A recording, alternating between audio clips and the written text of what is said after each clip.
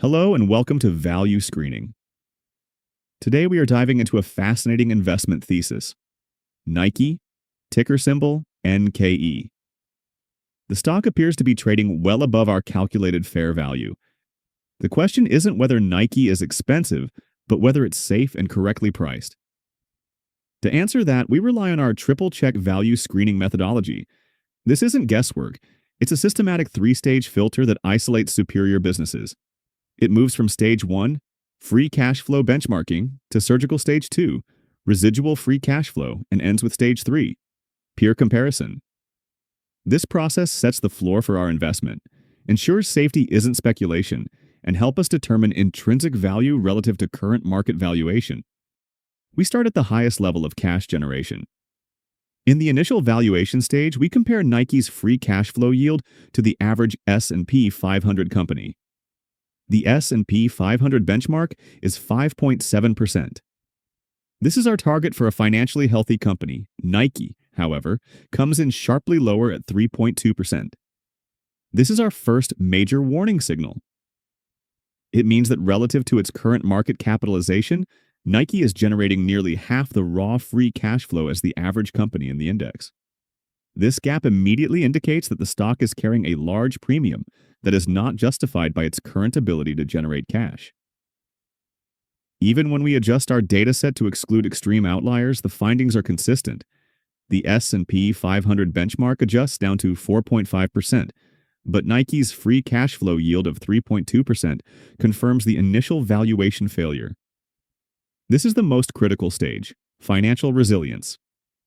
The residual free cash flow yield shows the cash surplus after the company has met its obligations, specifically its dividend payments and interest payments.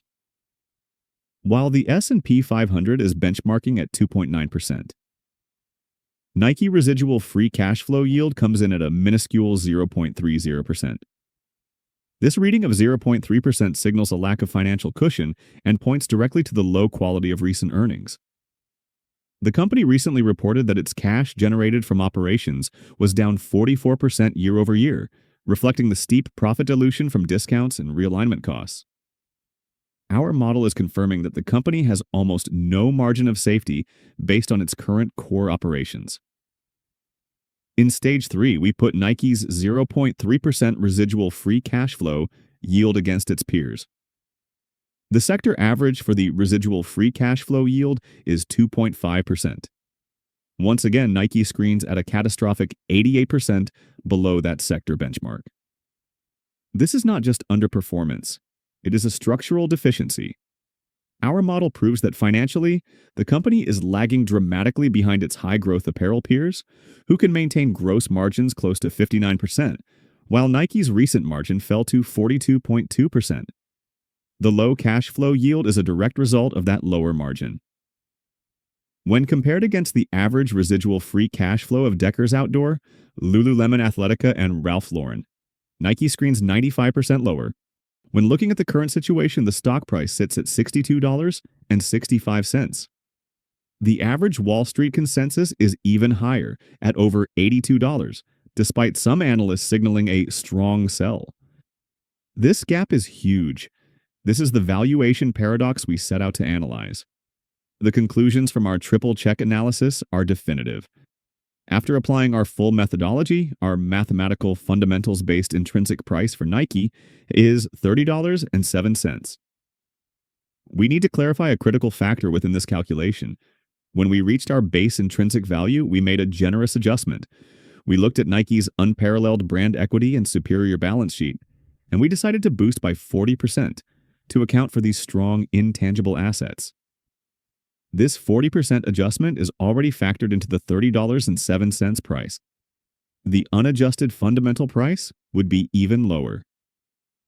Even after giving the company a massive 40% benefit of the doubt for its brand moat, the resulting price of $30.07 is still 52% below the current trading price of $62.65.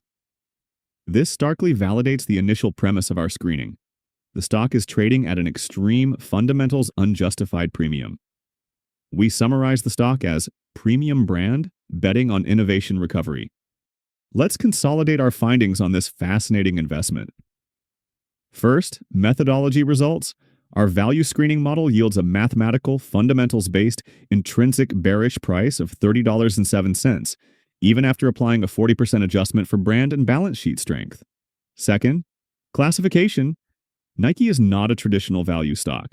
It trades consistently outside conventional valuation metrics because it is priced solely on future growth potential and its brand moat, not current depressed earnings.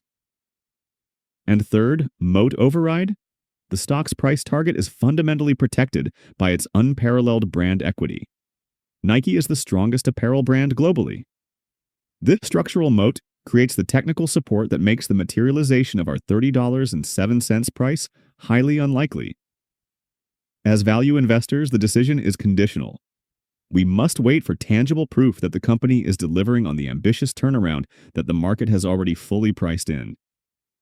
Therefore, we strongly advise you to pause on the next 3 slides. Use the critical execution points we have exposed to conduct your own full, dedicated research. Do not invest on hope. Wait for the definitive data that proves the market's premium price is justified. That brings us to the end of our deep dive. The methodology and analysis you just watched require a significant amount of effort, time, and careful data modeling. Our commitment is to bring you the highest quality, most reliable financial insight possible. If you found this video helpful and valuable, please consider supporting this work. Your likes tell us this research is essential, and when you subscribe, you help the channel grow and ensure you don't miss the next deep dive. Thank you for your time and commitment, and we look forward to seeing you in the next video.